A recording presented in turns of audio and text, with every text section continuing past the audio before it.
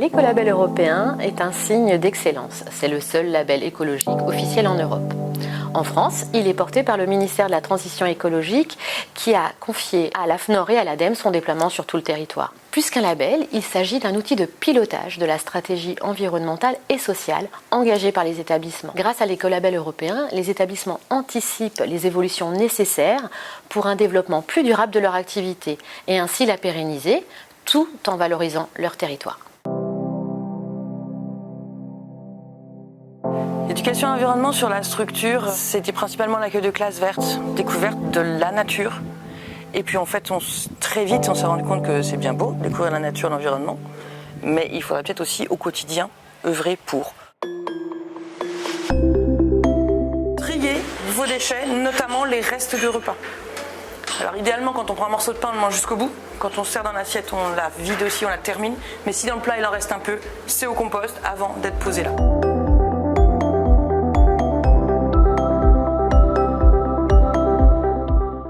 La démarche environnementale pour les visiteurs de la structure, ce sont des gestes au quotidien sur fermer ses portes, économiser le chauffage, couper le robinet, éteindre sa lumière.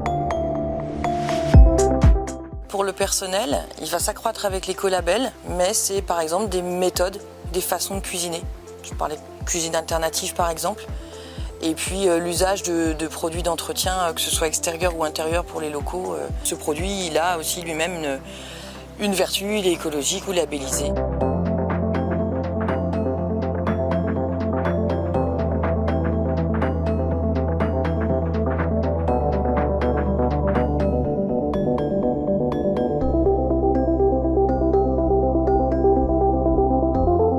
Pour obtenir l'écolabel européen, il faut répondre à 5 catégories de critères que sont la gestion des énergies, les économies d'eau, la réduction des déchets, ce qui relève du management environnemental, donc comment on entraîne son équipe de salariés dans le projet environnemental de la structure, mais aussi comment on entraîne les usagers à appliquer ces gestes-là. Et puis une autre catégorie qui est un peu plus générale autour de la qualité du cadre de vie, l'interdiction de fumer, le fait de gérer durablement ses espaces verts ou encore les modes de transport doux.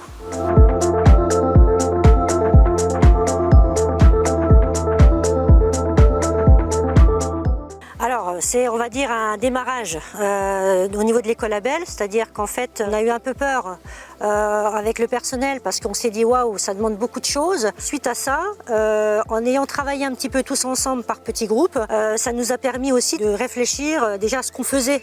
Et finalement, en réfléchissant, on s'est dit finalement, il y a déjà pas mal de choses qui rentrent dans l'écolabel. La mise en place de l'écolabel sur le centre de Giffaumont, c'est quelque chose d'important pour le conseil d'administration.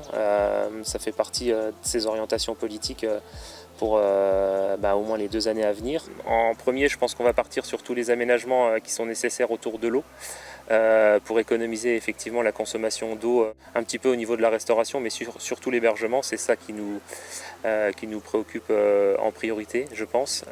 Et puis après, dans un second temps, ça sera surtout les aménagements qui vont nous permettre d'avoir double avantage. Un avantage pour aller vers l'écolabel et la préservation environnementale, et un avantage pédagogique, c'est-à-dire que les aménagements qu'on réalise doivent aussi servir la pédagogie qui est mise en place. En fait, l'écolabel, c'est un cadre facilitant, un cadre légitimant qui te permet d'embarquer à la fois tes salariés et à la fois tes usagers dans une démarche en faveur de la gestion environnementale.